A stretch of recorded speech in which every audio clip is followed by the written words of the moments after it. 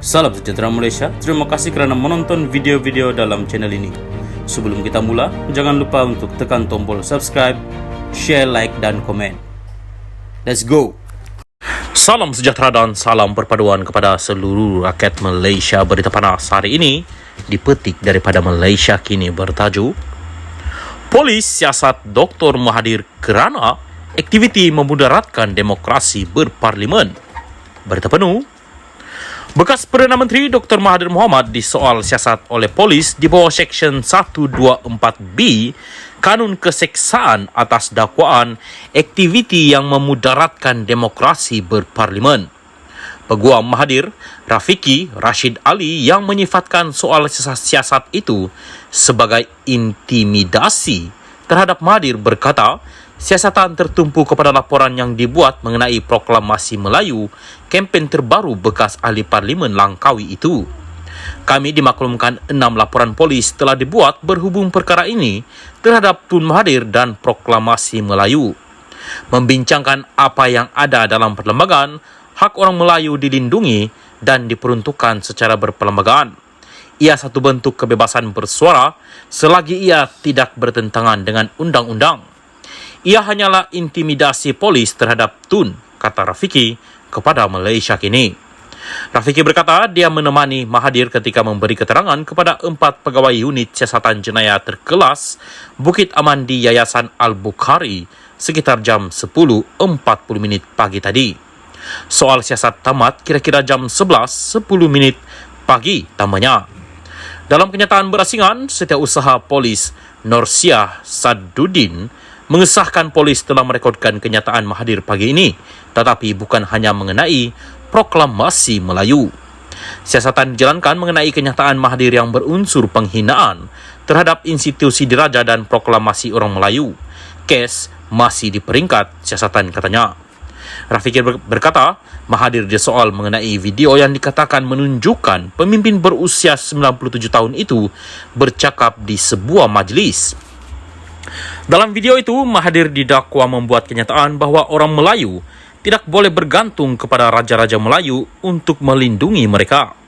Mahathir juga mendakwa bahawa raja-raja Melayu telah menyerahkan negeri mereka semasa zaman penjajahan British untuk kekal berkuasa dan untuk gelaran raja. Terdahulu, Rafiqi berkata Mahathir memberikan kerjasama penuh dengan siasatan polis. Dia membuat pendiriannya dengan sangat jelas. Dia akan menjawab mana-mana jika ada pertuduhan di Mahkamah Undang-Undang. Dia sangat spesifik mengenainya, katanya. Proklamasi Melayu adalah inisiatif terbaru Mahathir yang bertujuan untuk menyatukan dan menyelamatkan masyarakat Melayu. Mahathir berkata, pengisytiharan itu adalah kempen kesedaran kepada orang Melayu untuk memaklumkan bahawa mereka telah hilang kuasa. Salam sejahtera dan salam perpaduan kepada seluruh rakyat Malaysia. Berita panas hari ini dipetik daripada Malaysia Kini bertajuk tawaran PAS sertai kerajaan bukan dibuat baru-baru ini. Berita penuh, selepas penafian demi penafian dibuat oleh pihak kerajaan berhubung tawaran untuk menjalani kerjasama, Presiden PAS Abdul Hadi Awang hari ini menjelaskan pelawaan itu bukanlah dibuat baru-baru ini. Sebaliknya, kata Abdul Hadi, tawaran yang diajukan kepadanya sebagai wakil kepada PAS untuk menyertai kerajaan dibuat selepas berakhirnya pilihan raya umum ke-15 tahun lalu. Dia juga menegaskan tiada tawaran yang dibuat kepadanya selepas itu. Tawaran sertai kerajaan dibuat selepas pilihan raya yang terbaru tak adalah, katanya. Ahli Parlimen Marang itu berkata demikian semasa menjawab soalan media selepas menghadiri program Terengganu International Summit TIS di Kuala Terengganu hari ini. Terdahulu, Abdul Hadi Awang ditanya mengenai perkembangan terbaru berhubung isu pelawaan yang didakwa dibuat pihak kerajaan untuk bekerjasama dengan PAS. Menegaskan sekali lagi kerajaan sekarang bukan kerajaan perpaduan. Abdul Hadi turut menegaskan PAS tidak akan menerima tawaran berkenaan.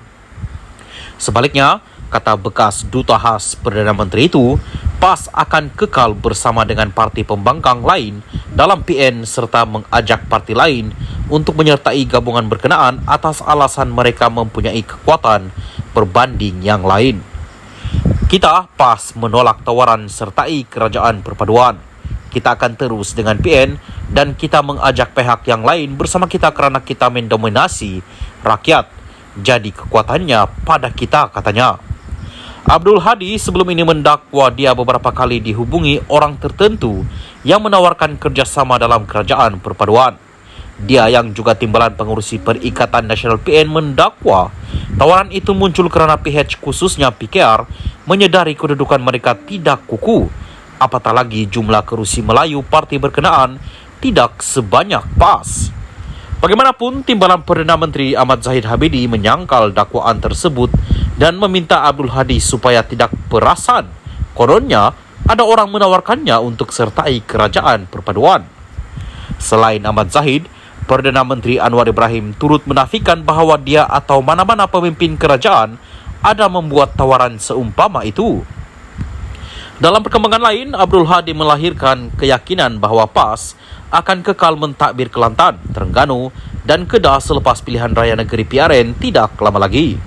Malah katanya, dengan gelombang yang ditunjukkan rakyat pada PRU lalu, PAS juga yakin mampu menawan Selangor daripada PH. Saya lihat prestasi yang dicapai oleh negeri yang kita perintah ini sangat menarik. Kita lihat gelombang rakyat ini berlaku dalam pilihan raya lalu. Gelombang rakyat menolak parti lain dan menyokong kita dan gelombang ini masih ada sehingga hari ini, khususnya di kalangan pengundi muda. Selangor juga begitu kerana kita menang beberapa kerusi. Kerusi parlimen kita menang dan insya Allah akan diikuti dengan DUN tambahnya. PRN membabitkan 6 negeri iaitu Terengganu, Kelantan, Kedah, Selangor, Pulau Pinang dan Negeri Sembilan dijangka akan diadakan antara Jun atau Julai ini selepas DUN masing-masing dibubarkan.